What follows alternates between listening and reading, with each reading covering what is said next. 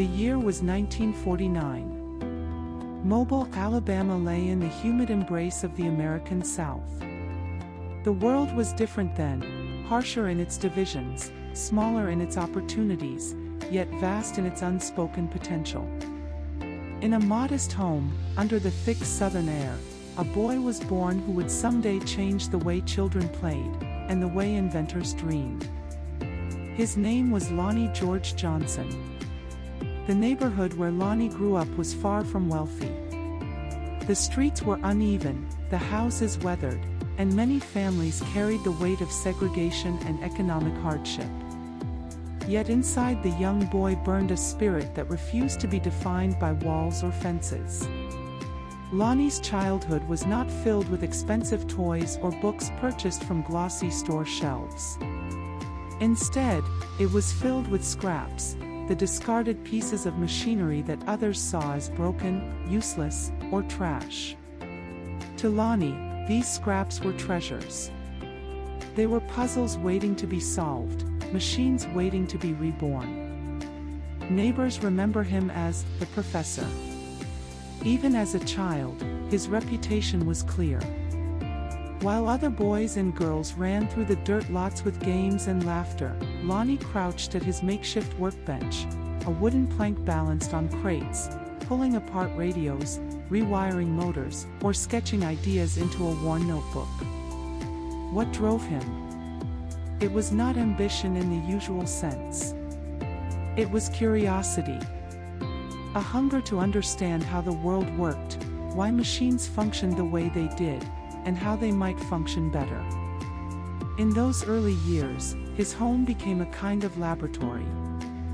Wires stretched across the floor, batteries hummed softly on tabletops, and every corner seemed to whisper with the quiet crackle of invention. He once built a robot from scrap parts, an accomplishment that stunned those around him. For a boy of his age, such things seemed impossible. But impossibility was not a word that lived in Lonnie's mind. The segregation of the South in those days pressed down heavily on African American families. Opportunities were limited. Doors were closed before they could even be knocked upon. Yet Lonnie's parents instilled in him the belief that education was a key, and determination a force stronger than prejudice. His father, a skilled handyman, showed him how to use tools, how to fix what was broken. His mother, a thoughtful and steady presence, reminded him that dreams mattered, even if the world said otherwise.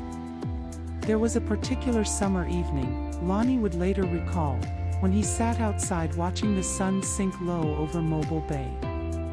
The cicadas sang their endless song, and the air carried the smell of salt and pine. Lonnie looked at the horizon and felt, in his bones, that his life would not be ordinary. The world might not yet see him, but he could already see the world. At school, he was quiet but sharp. His teachers noticed his gift for mathematics and science. He solved problems quickly, sometimes faster than they could be written on the board.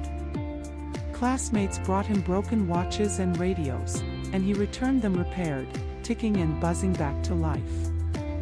He was different, and though some teased him for his obsession with gadgets, many more respected the boy who could make the impossible work.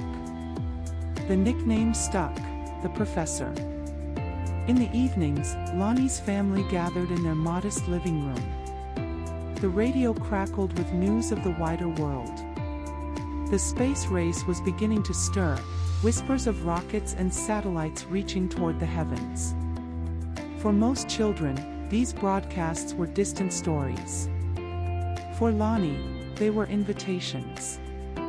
Invitations to dream bigger, to imagine a life beyond Alabama's borders, a life where invention and exploration could reach the stars. His early experiments were not always safe. Sparks leapt, wires smoked, and water sometimes spilled across his carefully drawn circuits. But his failures were lessons, each misstep a piece of knowledge stored away. Lonnie learned that every mistake was simply part of the process.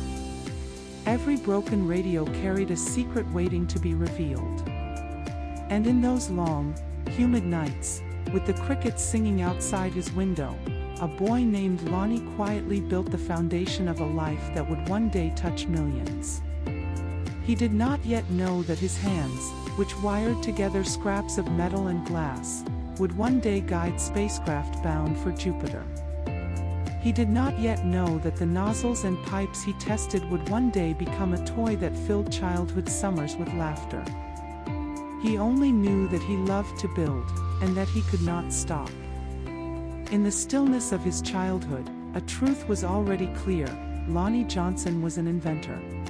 And nothing could change that.